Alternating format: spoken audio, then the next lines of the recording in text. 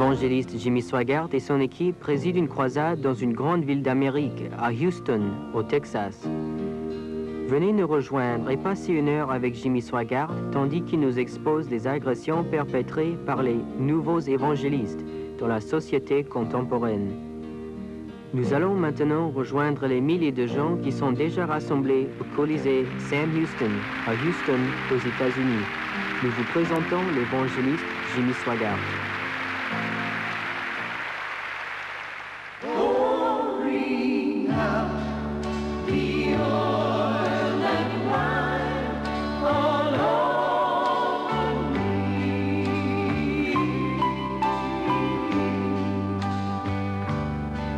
Just the touch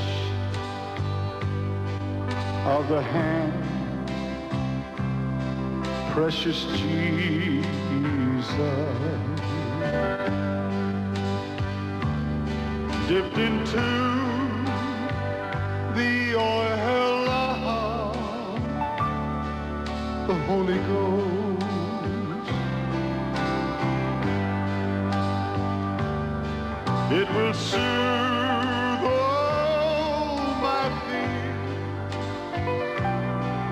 wipe away all my tears. It's the anointing that I need the most.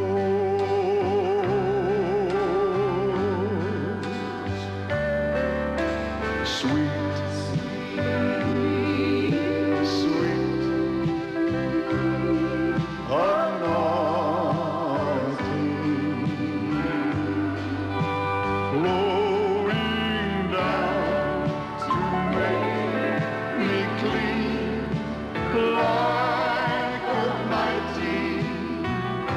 rushing stream, sweet, sweet anointing, pouring out the oil and wine all over me.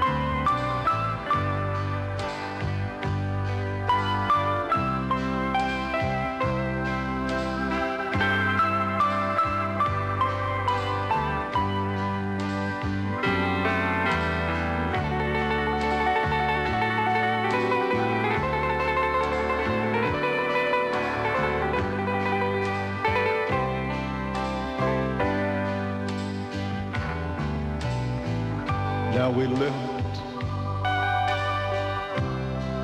our hands unto the Father. Send forth rain on this dry, thirsty land. All our sins, please forgive. Give us life that we might live. Let us feel the touch of your anointed hands. Yes, Lord, yes. Sweet, sweet anointing, flowing down to make me clean like a mighty rushing stream. Yes, Jesus. Sweet,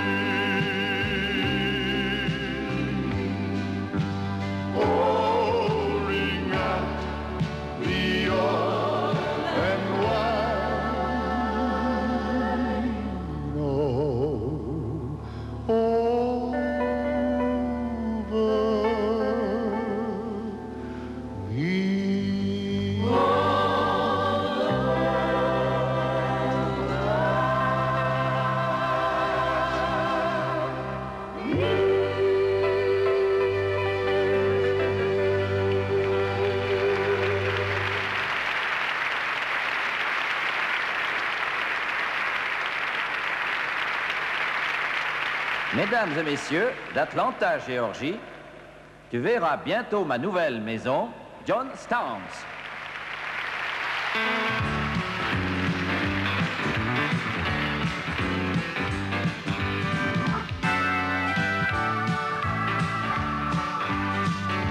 If you're awed by this world and all its beauty, many stately mansions daily you may see,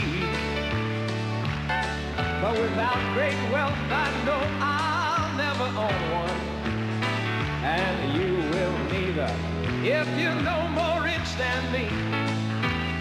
But if your soul will look beyond what man is building, and you will see what no earthly mortal can see. Sing it, John. Oh, on the other side of Jordan there's construction for a mansion being built just for me. Oh, wait till you see, wait till you see my brand new home, and then you see its beauty rare. Down here there is nothing that can compare. Oh, wait till you see, just wait till you see my brand new home.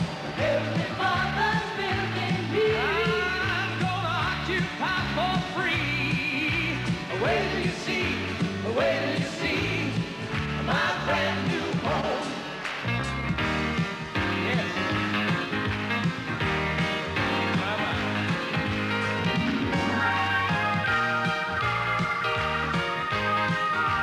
My new home will not be built upon foundations that are man-made and will someday fade away.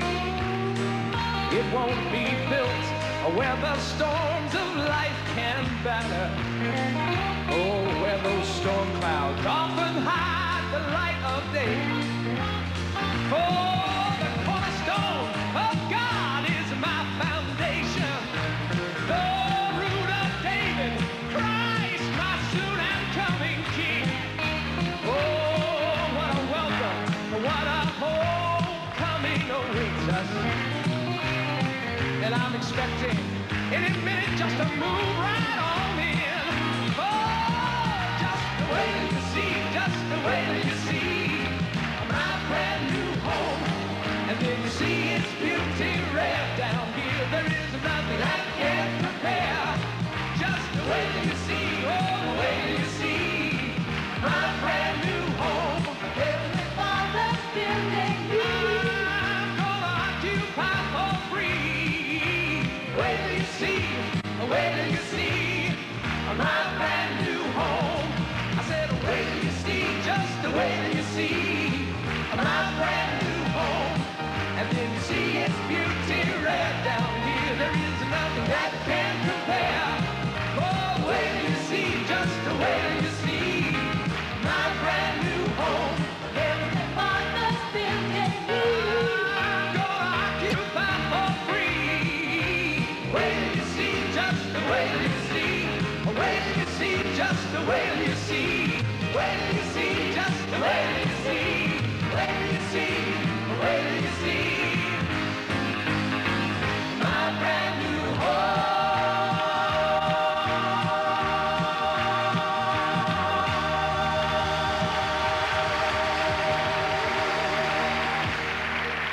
Oh, alléluia. Gloire au Seigneur.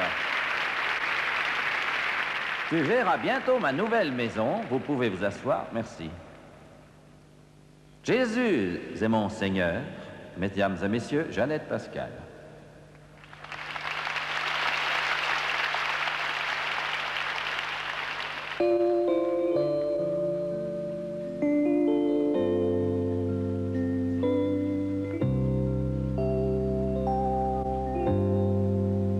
If I had seen the sunset the day Jesus died and felt the glow of the sunrise when the tomb was open,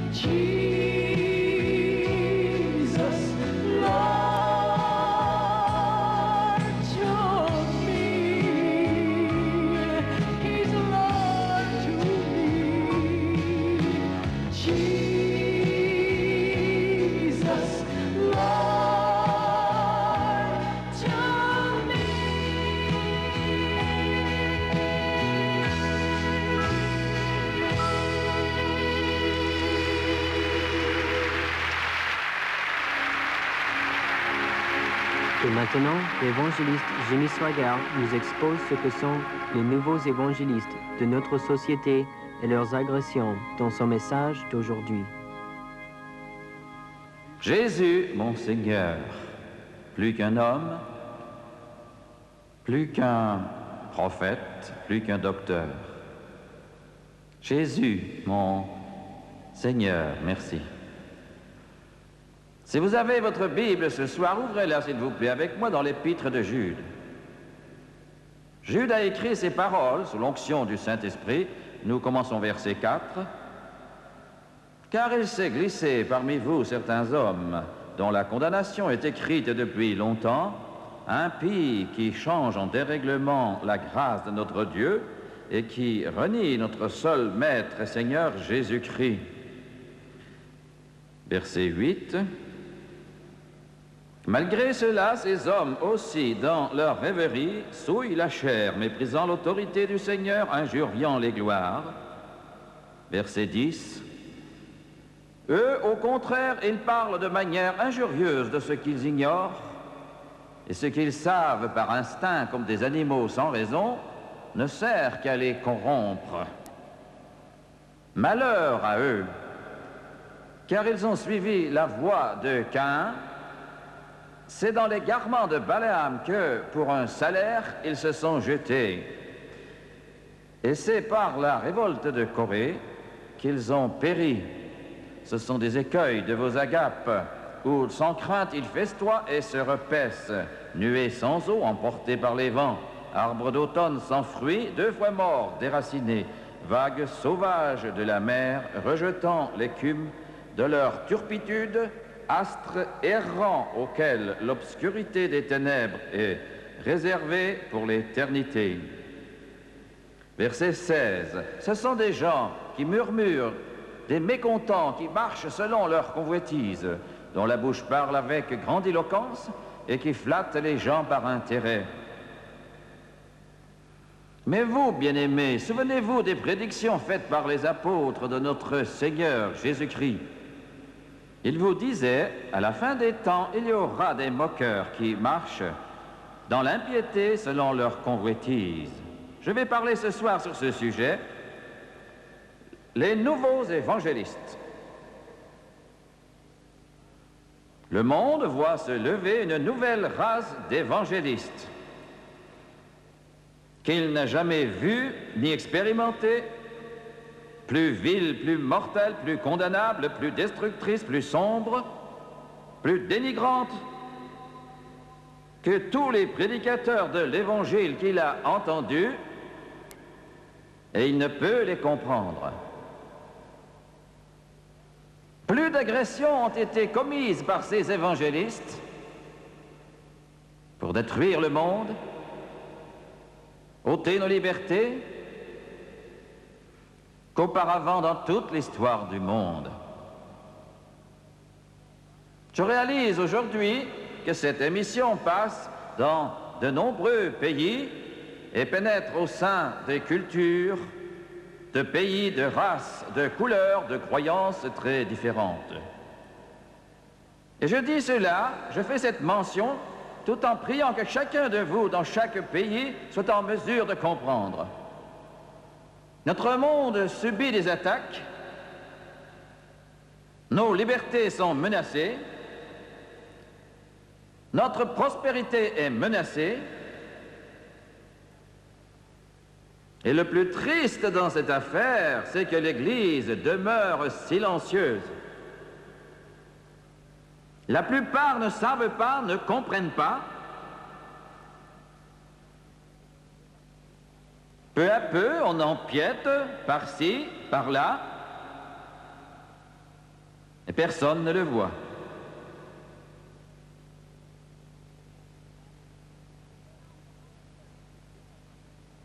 C'est ainsi qu'une nouvelle religion apparaît. Une religion sinistre, horrible, mortelle, qu'il est difficile de la comprendre quand elle est mentionnée et la plupart ne le comprennent pas. Satan a fait un beau travail. Cette religion s'appelle l'humanisme séculier. La plupart des jeunes ne le savent pas. La plupart des anciens n'en savent rien non plus. Mais l'information, Dieu merci, commence peu à peu à se répandre un peu partout. L'humanisme séculier est un anathème pour tout ce que les chrétiens chérissent. Et je l'ai dit nombre de fois et je vais le dire encore. Les humanistes séculiers disent ceci. Ils croient que l'univers n'a pas été créé et, en d'autres termes, ils croient qu'il n'y a pas de Dieu.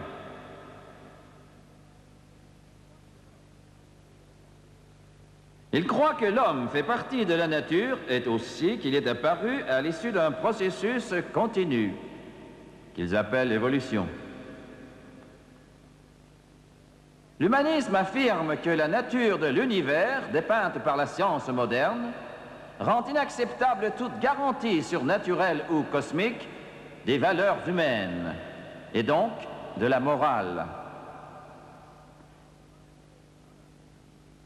Ils prétendent ne pas trouver de preuves pour confirmer l'existence du surnaturel. Ils disent que cela est insignifiant et sans rapport avec la question de la survie et de l'épanouissement de la race humaine. Ils disent « Aucun Dieu ne nous sauvera, nous devons nous sauver nous-mêmes, donc l'homme est Dieu ». Ils disent les promesses de salut éternel et de crainte du châtiment éternel sont illusoires et nuisibles. En d'autres termes, ni ciel, ni enfer, ni jugement. Ils disent que l'éthique est autonome et liée aux situations sans aucune base théologique ni même idéologique. On parle ainsi de l'éthique de situation. La raison et l'intelligence sont les deux instruments les plus efficaces que l'homme possède, disent-ils. Il n'y a pas de substitut, pas de foi, pas de passion. En d'autres termes, pas de Bible.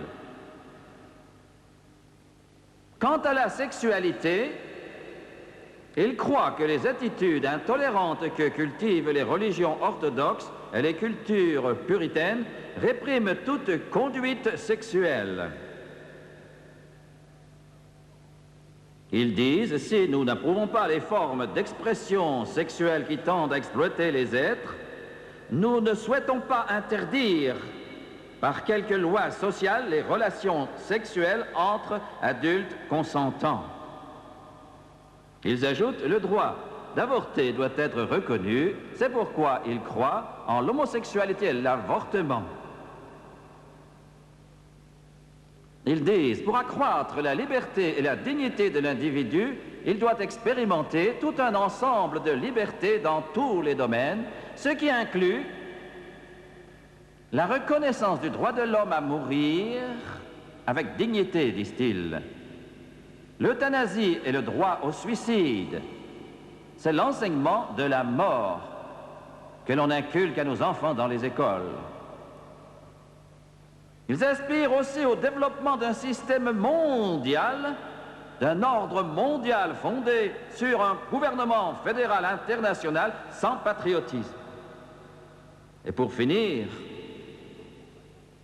les humanistes croient que le déisme traditionnel, surtout la foi en un Dieu qui exauce les prières, qui est censé aimer et aider les hommes, écouter et comprendre leurs prières et agir en conséquence, n'est qu'une foi sans fondement et toute démodée. Ils disent que le salut, qui est fondé sur une simple affirmation, est cependant nuisible et fait espérer les hommes en une vie éternelle. Tout esprit raisonnable doit chercher d'autres moyens de survie, disent-ils, donc pas de christianisme. Un sondage a été organisé récemment dans un pays où 87% des habitants affirment avoir été influencés par Jésus-Christ. Un petit pourcentage seulement des adultes ont déclaré que Jésus n'avait aucune influence sur eux, les autres n'avaient pas d'opinion. En tout, selon ce sondage, un grand nombre des habitants de ce pays affirment être chrétiens. Il y a encore beaucoup de gens qui disent que Jésus est vivant et qu'il prend soin de nous. C'est beau. Une grande proportion de gens affirment que son esprit est vivant dans le monde, mais cela contredit ce qu'affirment nos nouveaux évangélistes qui règnent sur Hollywood et à la télévision, qui sont responsables des programmes qu'offre la télévision. 93% d'entre eux jamais ne vont à l'église, ou presque.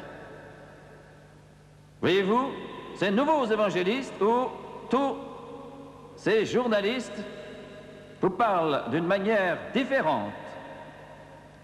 Ils ne vous présentent jamais les chrétiens comme des êtres aimables, intelligents, compatissants ou qui sont utiles à la société. La censure, cette injustice que la télévision et Hollywood condamnent tant, s'exerce surtout contre les chrétiens.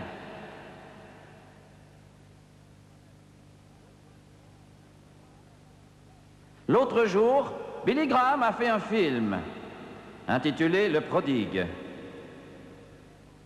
Ce film s'est vu attribuer la mention pour adultes par les critiques d'Hollywood, ce qui signifie qu'un tel film est considéré par ces gens-là comme appartenant à la même catégorie que les films porno. Y a-t-il dans ce film de l'immortalité? Certes non. De la profanité? Non. De la nudité? Non, non, non. Alors pourquoi cette mention pour adultes? La mention pour adultes vient de ce qu'Hollywood a jugé qu'un tel film qui dépeint le christianisme ne devrait pas être montré à des enfants parce qu'ils parlent du christianisme. Ils doivent donc être accompagnés par leurs parents. Vous entendez cela ce soir? Le monde affronte le plus grand danger de toute l'histoire et le plus subtil aussi. Et la vraie source de cette nouvelle religion dans le monde, la source en est la télévision.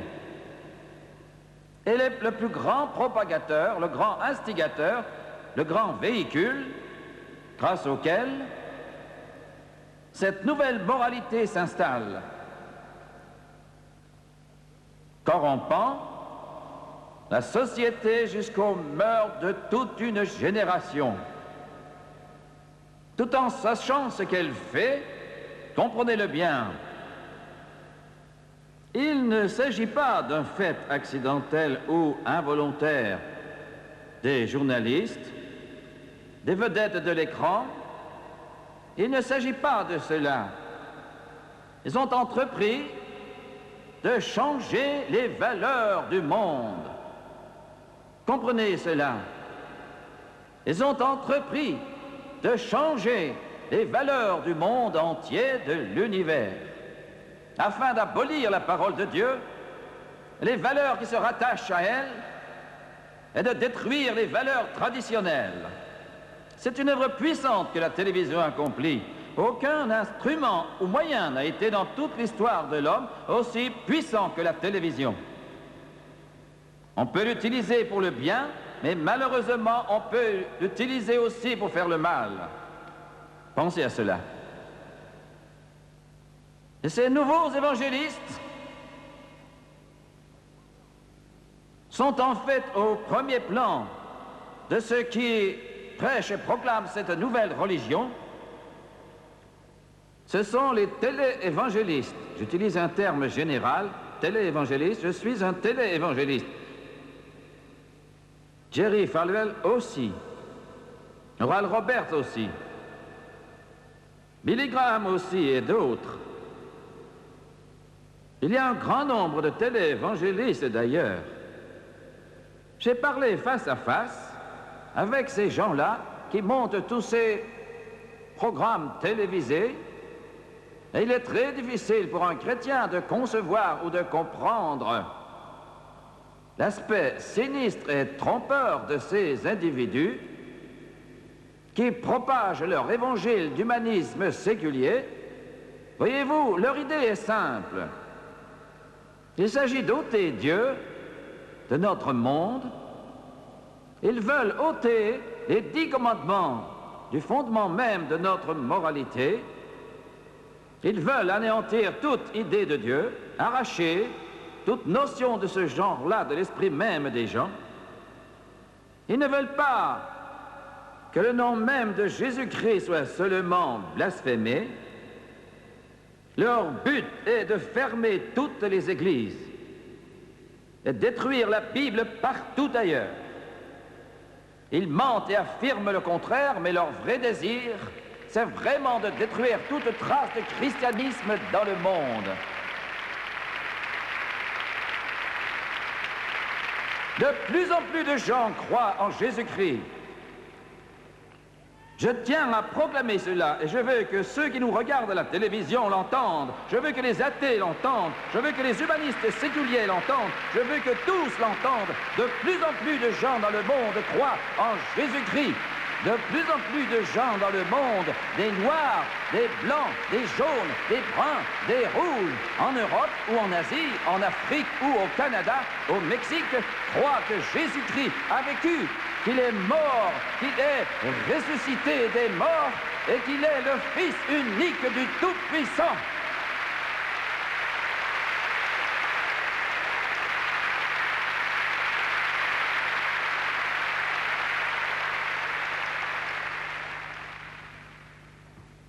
Personne n'en parle à la télévision, n'est-ce pas? Personne ne vous l'explique à la télévision, n'est-ce pas? Vous ne pouvez l'apprendre en regardant les programmes que vous montrent les différentes chaînes, n'est-ce pas? Quand on parle de nous, c'est toujours pour se moquer de nous. Je subis leur colère. Ils utilisent tous les moyens à leur disposition pour me détruire. Mais je parle plus fort que jamais.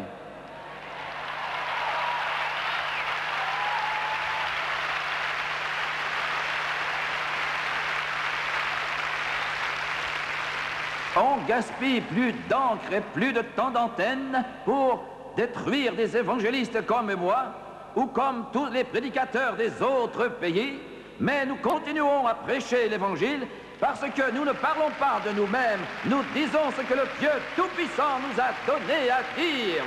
Et Dieu est par conséquent la source de notre message. Voyez-vous, ces individus, et ils sont des milliers, ils contrôlent l'industrie du divertissement dans le monde. Ils contrôlent ce que vous voyez à la télévision, ce que vos enfants regardent tous les jours. Ils combattent jour et nuit pour faire entrer la pornographie chez vous, pour dénigrer Dieu et pour l'abolir. Et les chrétiens regardent sans bouger et ne font rien ou presque rien. Voilà les nouveaux évangélistes. Il se trouve qu'il s'agit de ceux qui se tiennent sur le devant. Ce sont les plus en vue, ce sont les auteurs des émissions télévisées. Ils nous offrent ainsi des émissions qui nient complètement Dieu et la morale. L'un de ces hommes récemment est allé jusqu'à acheter des pages entières de publicité pour attaquer l'influence de la foi chrétienne dans ce pays.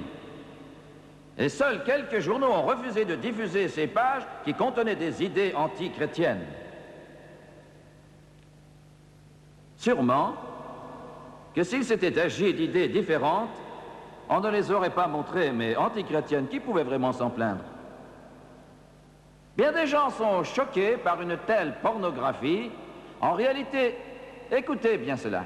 Et la philosophie de tels hommes conduit à la ruine. L'éditeur d'un magazine pornographique ainsi qu'un autre éditeur d'un autre magazine sont considérés tous les deux comme étant vulgaires par certains de leurs collègues, mais qu'importe, car philosophiquement, il n'y a pas de différence entre eux tous. Saleté! Mais à qui vend-on cette philosophie? Elle est dirigée d'abord vers les jeunes et vers les hommes d'âge moyen. La pornographie est le moyen idéal pour vendre cette philosophie hédoniste aux pères et aux futurs pères de ce monde. Comprenez? Vous comprenez? Car la liberté sexuelle, l'éthique des situations, la nouvelle moralité, et tout ce dont je vous ai parlé en fait beaucoup plus pour vendre cette nouvelle religion aux jeunes hommes du monde entier et aux pères et futurs pères des enfants du monde entier, c'est-à-dire les vôtres. Je vous rappelle que cette philosophie n'a pas de place pour les vieux, les malades, les pauvres, ceux qui manquent d'affection, pour la famille ni l'Église, pas de place. Les pères de demain sont enseignés de manière à croire que l'essentiel de la vie, la satisfaction des désirs physiques et sensuels. Mais oui, la première conséquence de tout cela, c'est l'augmentation des divorces, le nombre croissant de foyers sans père, l'augmentation des avortements et la dévaluation de la vie humaine. Mais regardons de l'autre côté. Satan a bien fait son travail envers le genre masculin. Mais à qui est adressée cette philosophie humaniste que l'on exprime si bien à la télévision? La plupart des programmes s'adressent aux adolescentes et aux femmes d'âge moyen. La télévision, c'est l'idéal pour vendre. L'idéal pour vendre, non du savon,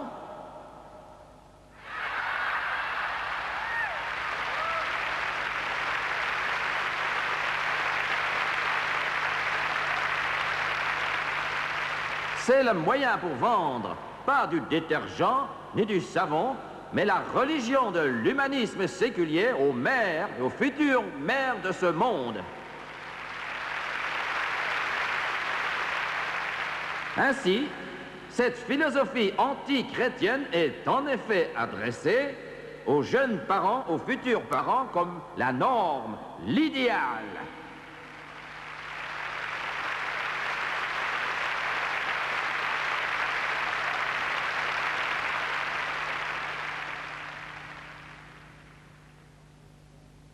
Ensuite, c'est le tour des enfants. Les dessins animés qu'on montre à la télévision n'ont pas pour seul but de distraire vos enfants, monsieur. Ils sont conçus par des hommes qui s'efforcent de détruire les valeurs chrétiennes dans les cœurs, les esprits, la pensée et la vie de vos petits garçons et de vos petites filles. Ils sont devenus de plus en plus violents.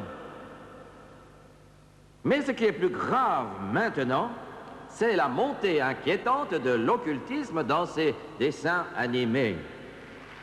Les thèmes occultes, diaboliques, démoniaques. Les jeunes sont nourris à base de sorcellerie, de magie, de satanisme, de démons, par de gentils personnages qui règnent en maître dans les émissions diffusées à la télévision. Messieurs, vous qui trônez dans vos tours d'ivoire, habillés par les plus grands couturiers, un jour vous comparaîtrez devant le Dieu Tout-Puissant pour rendre des comptes pour la peine, la souffrance et la douleur de tous ces millions de petits garçons et petites filles qui sont innocents et ne peuvent se défendre.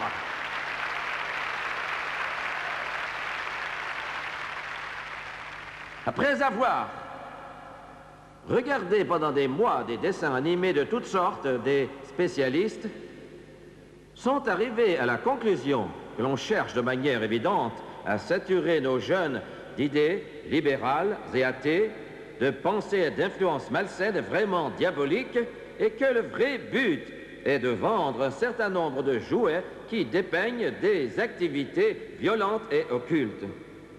Écoutez, c'est dur pour un enfant de croire que la sorcellerie, la magie et les pratiques occultes sont mauvaises. C'est pourquoi ils font ceci. Des deux côtés, les bons comme les méchants s'amusent tout en pratiquant ouvertement l'occultisme. La différence, c'est que les bons se servent mieux des puissances démoniaques que les méchants dans ces dessins animés. Dr Thomas Radecki, président d'un groupe de recherche sur la violence à la télévision dans une région de notre pays, il est un critique célèbre de l'industrie télévisée et de son influence sur les enfants. Des découvertes faites sur l'influence de la violence sur les enfants pourraient être appliquées aussi à la séduction de l'esprit des jeunes par l'occultisme. Il ajoutait ceci: bien des gens sont ignorants des problèmes que les dessins animés causent aux enfants. Le docteur Radecki est un psychiatre qui enseigne dans une faculté de médecine. Les gens prétendent que tout cela est inoffensif, mais c'est faux, dit-il. Bien des programmes destinés aux enfants comptent parmi les plus violents de tout ce qu'on voit chaque semaine. Le système de valeurs qu'on enseigne aux enfants est contraire à celui qu'enseignait Jésus-Christ. Les enfants ignorent tout de l'amour, l'amour des ennemis et le pardon. Ils ignorent cela.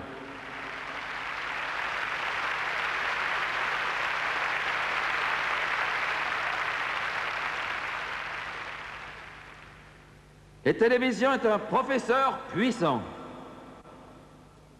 Et ces nouveaux évangélistes qui écrivent les programmes et produisent ces émissions, quel est leur message? Mais il est évident, et je vais le préciser de sorte qu'il n'y aura pas le moindre doute sur ce qu'ils font. Ils utilisent la télévision, le moyen le plus puissant que le monde ait connu, afin d'entrer dans la plupart des foyers de ce monde. Pour vendre leurs valeurs avec puissance et avec force et la subtilité trompeuse de Satan. Car c'est lui qui les manie. Leur message, c'est que l'homosexualité est normale. Ce n'est qu'un autre style de vie. Ce sont eux qui soutiennent les mouvements qui défendent les homosexuels dans le monde. Au point de rendre illégal pour une personne le fait de renvoyer des locataires homosexuels, car c'est bien de cela qu'il s'agit en fait.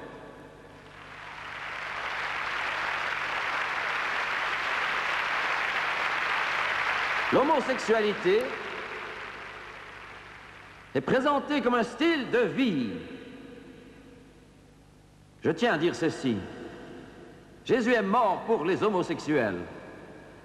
Quand il saignait, a souffert sur la croix du calvaire, il est mort pour les homosexuels, tout comme moi et pour les autres. Vous, les homosexuels, vous n'êtes pas sauvés dans votre péché, mais vous êtes sauvés de vos péchés. Jésus-Christ brise l'esclavage, il chasse les ténèbres, et l'on n'aura pas au ciel. On n'est pas sauvés dans l'homosexualité.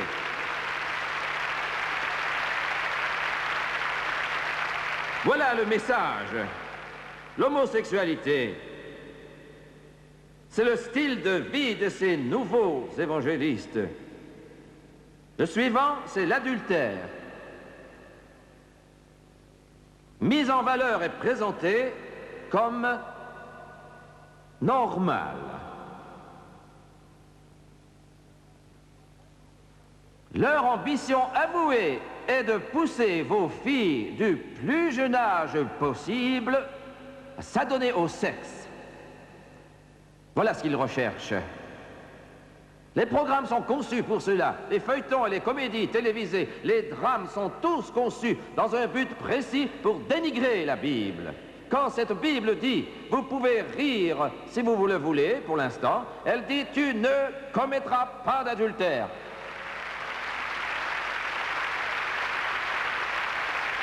Est-ce mal de croire en la Bible? Je vais vous dire, madame, comment mettre fin aux problèmes et aux épreuves, à la tristesse, à la peine, à la douleur, de briser les lois de Dieu.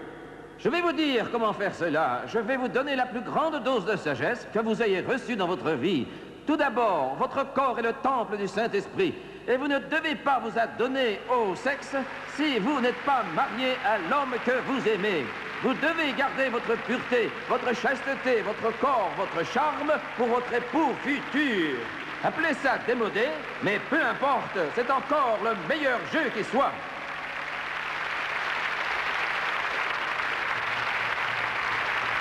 La semaine prochaine, ne manquez pas la conclusion du message Les Nouveaux Évangélistes.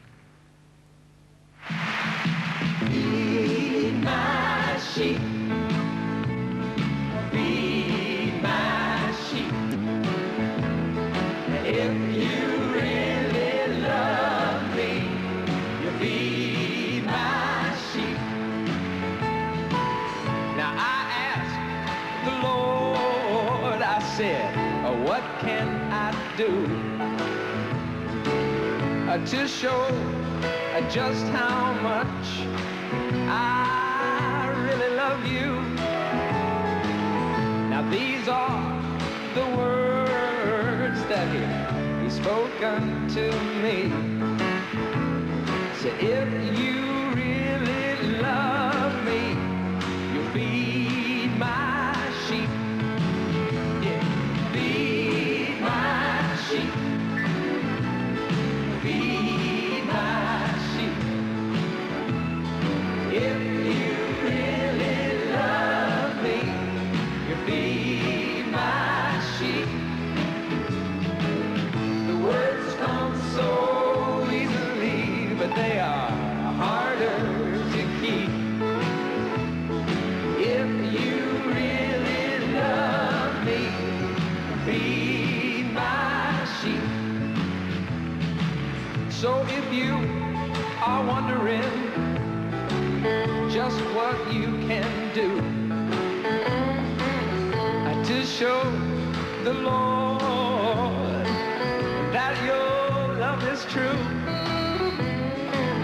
now just listen very carefully, and I'm sure that you will hear Him speak.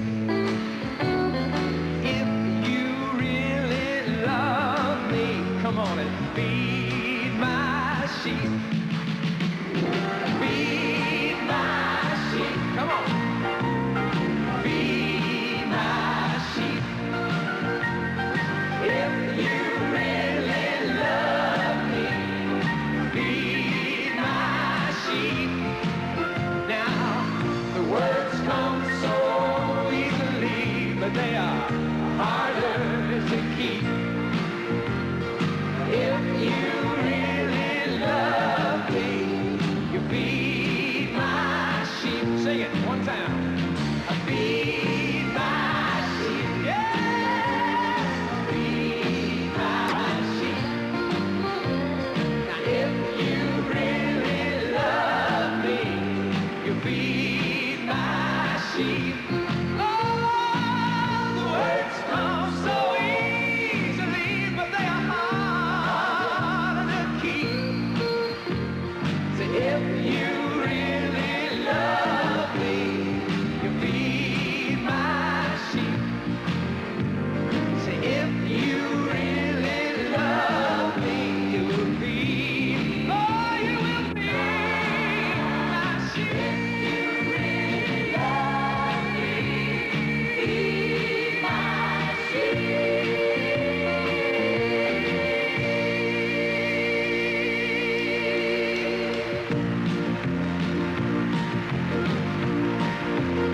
Oh, for such a long time, now we've been together. Oh, for such a long time, we've been friends. I want to tell you, for such a long time, we've been together. Yeah, just me and Jesus. We're a long time.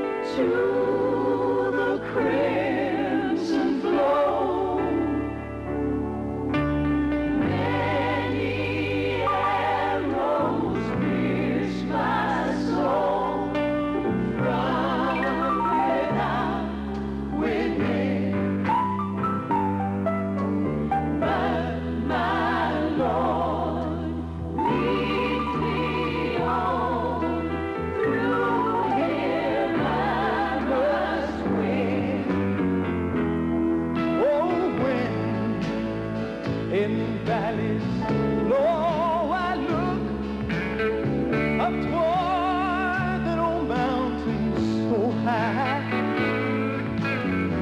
And behold, my Savior there, you know he's leading in the vine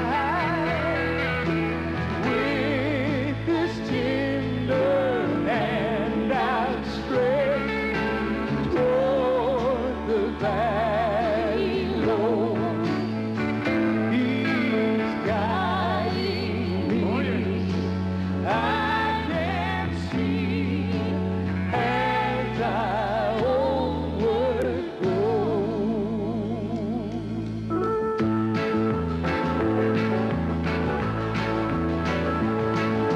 When before me billows rise from the mighty deep, and my Lord directs my heart, He does safely keep. When He leads me gently on through this world below, He's a real friend to me, and I love Him so. Oh, for such a long time we've been together. Such a long time we've been friends. Oh, for such a long time we've been together. Me and Jesus, we're long-time friends. Oh, for such a long time we've been together. For such a long time we've been friends. Oh, for such a long time we've been together. Me and Jesus, we're long-time friends. Oh, yes, and oh, I want to see Him, look upon His face, there to sing forever of His saving grace. On the streets of glory, let me lift my voice. Cares all past, home and life, never to rejoice. Cares all past, home and life, never to rejoice. Cares all past, will be home and life, never to rejoice.